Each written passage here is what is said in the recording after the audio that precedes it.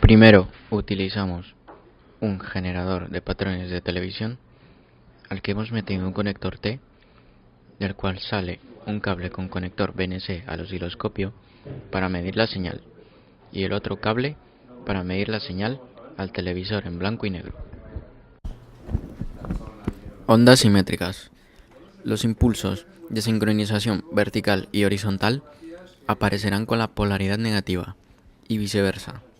En el nivel de 0 voltios se corresponde con la representación de un tono negro y mientras más se aleja la señal de este nivel, más claridad tendrá. El punto representado.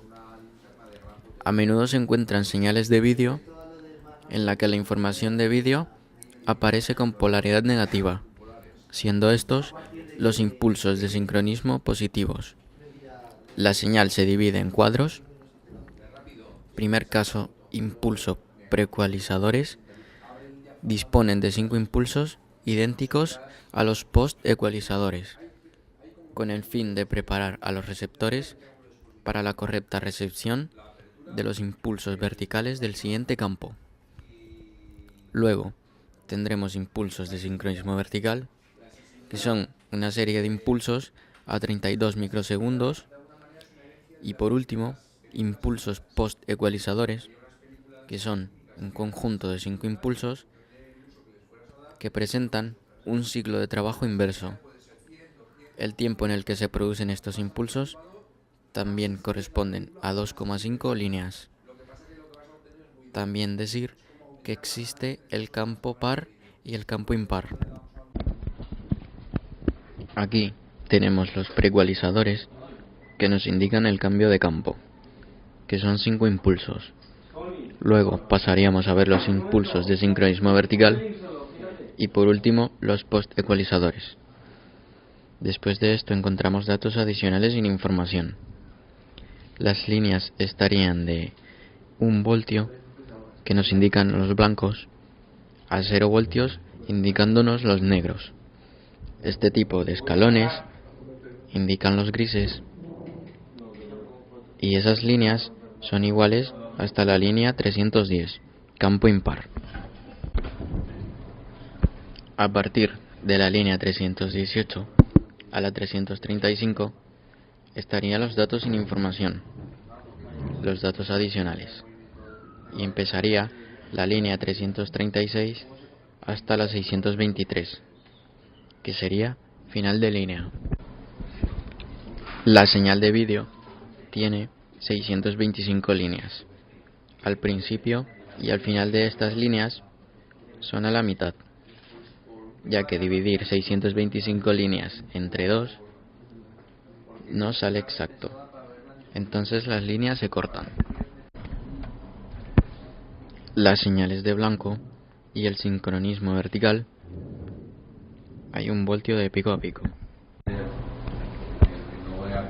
Y los blancos, como veis aquí, tienen un voltaje de 0,7 voltios. Y los negros tienen un voltaje de 0,7 voltios. Y el nivel de borrado o nivel de sincronismo está a menos 0,3 voltios. Cada línea tiene un pulso de sincronismo horizontal, que será de polaridad opuesta a la información de la imagen a transmitir, con una duración de 4,7 milisegundos y una amplitud del 30% de la tensión pico a pico de la señal total. El conjunto de pórtico anterior y posterior y el impulso de sincronismo define el periodo de borrado de línea y dura 12 microsegundos. Representación del área de información. Periodo activo de línea de 52 microsegundos. Aquí se reproducirán las señales que contienen información de los puntos, que integran una línea horizontal. El impulso posterior se situará en 0 voltios. Para los puntos negros y el 70% del valor total para las zonas blancas de la imagen. En cada campo existe un impulso vertical, con un número de línea de 2,5 y el tiempo unitario de 32 milisegundos.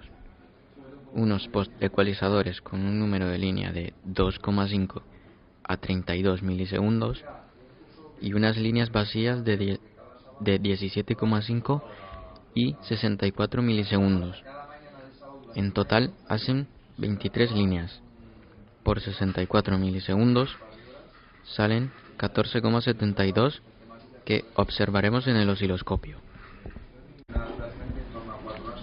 Para pasar de campo a campo, utiliza los preecualizadores que su número de línea es de 2,5 a 32 milisegundos con un tiempo total de 160 milisegundos y en total hacen 312,5 líneas a 20 milisegundos.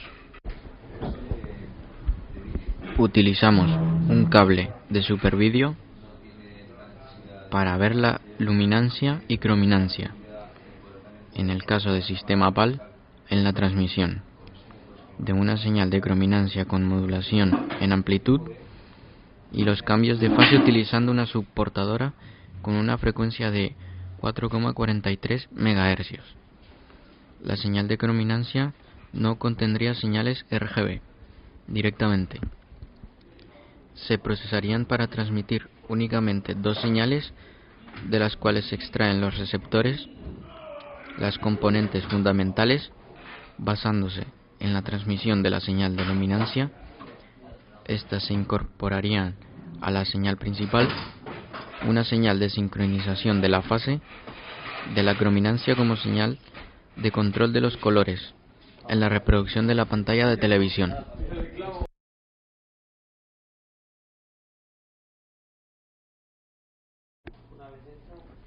En la pantalla del osciloscopio vemos que tenemos la señal de vídeo compuesto y abajo tenemos la señal de RGB, específicamente la de rojo.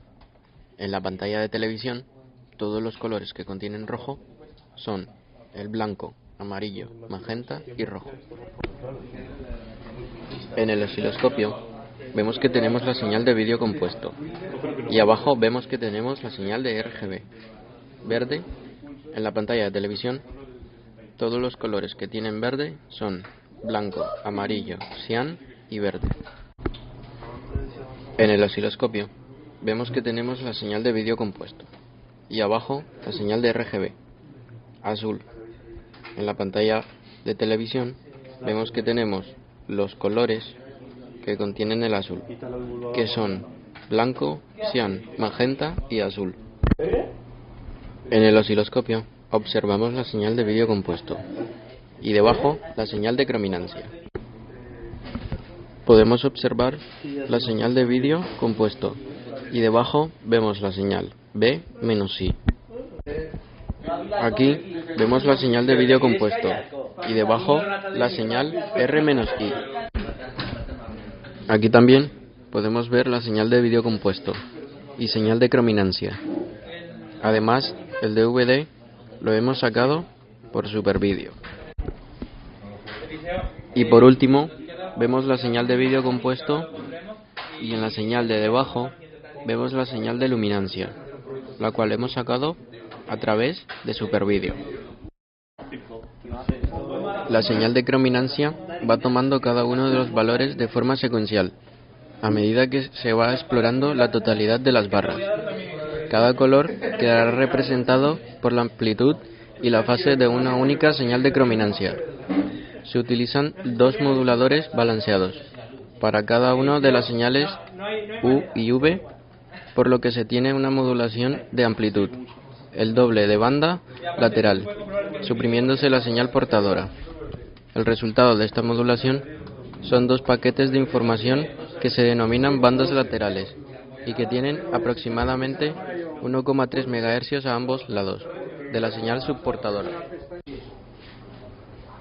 Una vez modificados los vectores U y V, se suman generando la señal de crominancia, que contiene toda la información necesaria para poder representar la información del color de la escena.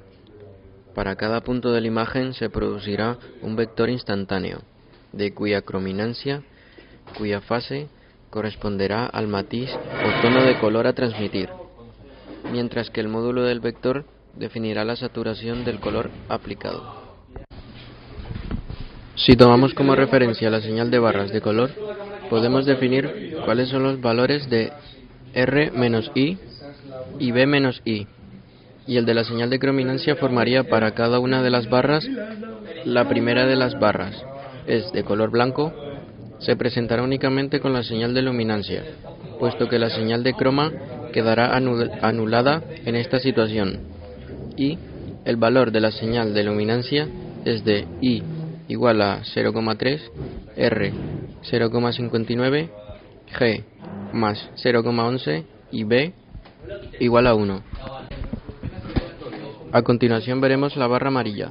Para conseguir la barra amarilla se activarán los colores primarios, rojo y verde, permaneciendo el azul inactivo, y la señal de luminancia tendrá un valor I igual a 0,3, R más 0,59, G más 0, B igual a 0,89.